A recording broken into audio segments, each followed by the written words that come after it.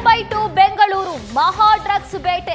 ಬೆಂಗಳೂರು ಪೊಲೀಸರಿಗೆ ಗೊತ್ತೇ ಆಗ್ಲಿಲ್ವಾ ಹಾಗಾದ್ರೆ ಡ್ರಗ್ಸ್ ಜಾಲದ ಬಗ್ಗೆ? ಬೆಂಗಳೂರಲ್ಲಿ ಡ್ರಗ್ಸ್ ಘಾಟ್ ಇದ್ರೂ ಕೂಡ ಪೊಲೀಸರು ಮೈ ಮರೆತಿದ್ರ? 55 ಕೋಟಿ 88 ಲಕ್ಷ ರೂಪಾಯಿ ಮೌಲ್ಯದ ಎಂಡಿ ಸಿಂಥೆಟಿಕ್ ಡ್ರಗ್ಸ್ ಅನ್ನ ವಶಪಡಿಸಿಕೊಳ್ಳಲಾಗಿತ್ತು. ಬೆಂಗಳೂರಲ್ಲಿ ಡ್ರಗ್ಸ್ ತಯಾರಿಸಿ ಬೇರೆ ರಾಜ್ಯಕ್ಕೆ ಪೂರೈಕೆ ಮಾಡಲಾಗ್ತಾ ಇತ್ತು. ಇಷ್ಟೆಲ್ಲ ನಡೀತಾ ಇದ್ರೂ ಕೂಡ ಬೆಂಗಳೂರು ಪೊಲೀಸರಿಗೆ ಇದ್ರ ಬಗ್ಗೆ ಗೊತ್ತಾಗ್ಲಿಲ್ವಾ? ಮಹಾರಾಷ್ಟ್ರದ ಎಎನ್ಟಿಎಫ್ ನಿಂದ ಬೆಂಗಳೂರಲ್ಲಿ ಡ್ರಗ್ಸ್ ಅನ್ನ ಸೀಸ್ ಮಾಡಲಾಗಿತ್ತು. ಡ್ರಗ್ ಫ್ಯಾಕ್ಟರಿಯನ್ನ ಸೀಸ್ ಮಾಡಲಾಗಿತ್ತು. 3 ಕಡೆ ಡ್ರಗ್ಸ್ ಫ್ಯಾಕ್ಟರಿ ಇದ್ರೂ ಕೂಡ ಬೆಂಗಳೂರು ಪೊಲೀಸರಿಗೆ ಈ ಬಗ್ಗೆ ಮಾಹಿತಿ ಇರಲಿಲ್ವಾ, ಗೊತ್ತಾಗ್ಲಿಲ್ವಾ? ಅವಲಹಳ್ಳಿ ಠಾಣೆ ವ್ಯಾಪ್ತಿಯ ಯರಪ್ಪನಹಳ್ಳಿಯಲ್ಲಿ ರಿಯಾಲಿಟಿ ಚೆಕ್ ಮಾಡಲಾಗಿದೆ.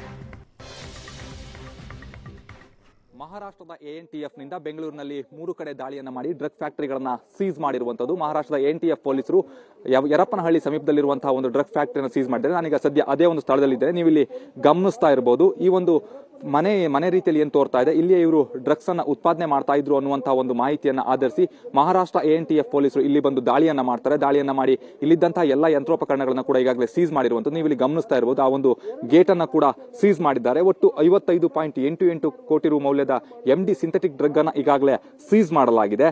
ಅಷ್ಟೇ ಅಲ್ಲದೆ ಬೆಂಗಳೂರಿನ 3 ಕಡೆ ಇದ್ದಂತಹ ಡ್ರಗ್ ಫ್ಯಾಕ್ಟರಿಗಳನ್ನ ಕೂಡ ಸೀಸ್ ಮಾಡಿದ್ದಾರೆ. ಈ ಒಂದು ಪ್ರಕರಣ ಬೆಳಕಿಗೆ ಬಂದಿದ್ದು ಹೇಗೆ ಅನ್ನೋದನ್ನ ಗಮನಿಸ್ತಾ ಹೋದ್ರೆ, ಈ ಹಿಂದೆ ಮುಂಬೈನಲ್ಲಿ ಸುಮಾರು 1.5 ಕೋಟಿ ರು ಮೌಲ್ಯದ ಡ್ರಗ್ಸ್ ಅನ್ನು ಸೀಸ್ ಮಾಡಲಾಗಿತ್ತು. ಅಲ್ಲಿ ಅಬ್ದುಲ್ ಖಾದರ್ ಶೇಖ್ ಎಂಬಾತನ ಬಂಧನ ಕೂಡ ಆಗಿತ್ತು.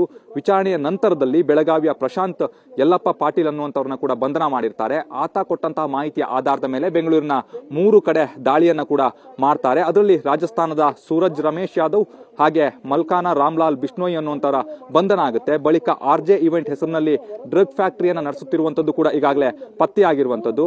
ಯರಪ್ಪನಹಳ್ಳಿ ಕಣ್ಣೂರು ಬಳಿಯಲ್ಲಿ ಈ ಒಂದು ಡ್ರಗ್ ಫ್ಯಾಕ್ಟರಿ ಏನಿದೆ ಇದು ಪತ್ತೆಯಾಗಿದೆ. ದಾಳಿ ವೇಳೆಯಲ್ಲಿ ಸುಮಾರು 4.1 ಕೆಜಿ ಘನ ಎಂಡಿ ಹಾಗೆ 17 ಕೆಜಿ ದ್ರವ ಎಂಡಿ ಸೇರಿದಂತೆ ಒಟ್ಟು 21.4 ಕೆಜಿ ಡ್ರಗ್ಸ್ ಅನ್ನ ಈಗಾಗಲೇ ವಶಕ್ಕೆ ಪಡೆದಿರುವಂತದ್ದು.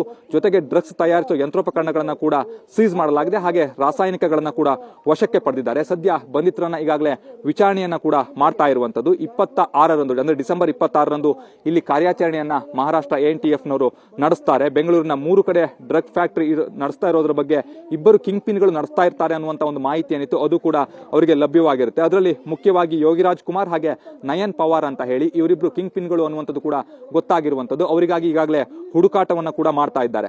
ಹಾಗಾದ್ರೆ ಕಾರ್ಖಾನೆಗಳು ಎಲ್ಲೆಲ್ಲಿದ್ವು ಅನ್ನೋದನ್ನ ಗಮನಿಸ್ತಾ ಹೋದ್ರೆ, ಬಾಗ್ಲೂರು ಪೊಲೀಸ್ ಠಾಣಾ ವ್ಯಾಪ್ತಿಯ ಸ್ಪಂದನ ಲೇಔಟ್ನ ಕಾಲೋನಿಯಲ್ಲಿ ಒಂದು ಕಡೆ, ಎರಡನೇದಾಗಿ ಕೊತ್ತನೂರು ಪೊಲೀಸ್ ಠಾಣಾ ವ್ಯಾಪ್ತಿಯ ಎನ್ಜಿ ಗೊಲ್ಲಹಳ್ಳಿ ಪ್ರದೇಶದಲ್ಲಿರುವ ಆರ್ಜೆ ಇವೆಂಟ್ ಎಂಬ ಹೆಸರಿನ ಕಾರ್ಖಾನೆ, ಮತ್ತೊಂದು ಅವಲಹಳ್ಳಿ ಪೊಲೀಸ್ ಠಾಣಾ ವ್ಯಾಪ್ತಿಯ ಮಿತಿಯೊಳಗಿನ ಯರಪ್ಪನಹಳ್ಳಿಯಲ್ಲಿರುವಂತಹ ಒಂದು ಮನೆಯಲ್ಲಿ ಇವರು ಈ ರೀತಿಯಲ್ಲಿ ಡ್ರಗ್ಸ್ ಅನ್ನ ಉತ್ಪಾದನೆ ಮಾಡ್ತಾ ಇದ್ರು ಅನ್ನುವಂಥದ್ದೇ ಅದು ಕೂಡ ಗೊತ್ತಾಗಿರುವಂತದ್ದು. ಅದರಲ್ಲೂ ಕೂಡ ಪ್ರಮುಖವಾಗಿ ಗಮನಿಸ್ತಾ ಹೋದ್ರೆ ಇವೆಲ್ಲವೂ ಕೂಡ ಇಲ್ಲಿ ಸಾಕಷ್ಟು ಮನೆಗಳಿದ್ದಾವೆ. ಈ ಎಲ್ಲ ಮನೆಗಳು ಇರುವಂತಹ ಒಂದು ಸ್ಥಳದಲ್ಲಿಯೇ ಇವರು ಡ್ರಗ್ಸ್ ಅನ್ನ ಉತ್ಪಾದನೆ ಮಾಡ್ತಾ ಇದ್ದು ನಿಜಕ್ಕೂ ಕೂಡ ಆತಂಕಕಾರಿ ವಿಚಾರ ಅಂತಾನೆ ಹೇಳ್ಬಹುದು. ಅಷ್ಟೇ ಅಲ್ಲದೆ ಬೆಂಗಳೂರಿನಲ್ಲಿ ಡ್ರಗ್ಸ್ ಮುಕ್ತವಾಗಿ ಮಾಡ್ತೇವೆ, ಬೆಂಗಳೂರಿನಲ್ಲಿ ಎಲ್ಲೂ ಕೂಡ ಡ್ರಗ್ಸ್ ಅನ್ನ ನಾವು ವ್ಯಾಪಾರ ಮಾಡಲಿಕ್ಕೆ ಬಿಡೋದಿಲ್ಲ ಅನ್ನುವಂತ ಒಂದು ವಿಚಾರವನ್ನ ಗೃಹ ಸಚಿವರು ಹೇಳ್ತಾ ಇದ್ರು. ಹಾಗೆ ಬೆಂಗಳೂರು ಪೊಲೀಸ್ ಕಮಿಷನರ್ ಕೂಡ ಇದೇ ಮಾತನ್ನ ಹೇಳ್ತಾ ಇದ್ರು. ಆದ್ರೆ ಬೆಂಗಳೂರಿನಲ್ಲೇ ಇಷ್ಟೊಂದು ದೊಡ್ಡ ಪ್ರಮಾಣದಲ್ಲಿ ಫ್ಯಾಕ್ಟರಿಗಳು ಇರುವಂತದ್ದು, ಹಾಗಾದ್ರೆ ಬೆಂಗಳೂರು ಪೊಲೀಸರಿಗೆ ಗೊತ್ತಾಗದೇ ಇರುವಂತದ್ದು ಇನ್ನೂ ದೊಡ್ಡ ದುರಂತ ಅಂತ ಹೇಳ್ಬಹುದು. ಹಾಗಾದ್ರೆ ಇವರು ಯಾವ ರೀತಿಯಲ್ಲಿ ಡ್ರಗ್ಸ್ ಮುಕ್ತ ಕರ್ನಾಟಕವನ್ನ ಮಾಡ್ತಾರೆ ಅನ್ನುವಂಥದ್ದೇ ಇಲ್ಲಿ ಪ್ರಶ್ನೆ ಆಗ್ತಾ ಇದೆ.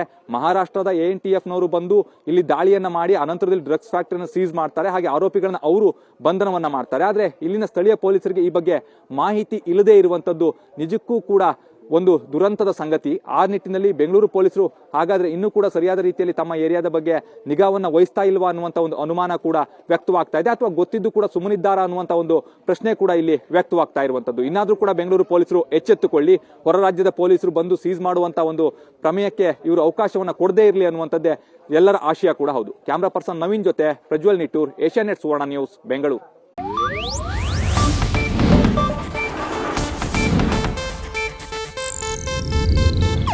ಇದು ಏಷ್ಯಾನೆಟ್ ನ್ಯೂಸ್ ನೆಟ್ವರ್ಕ್ ಪ್ರಸ್ತುತಿ.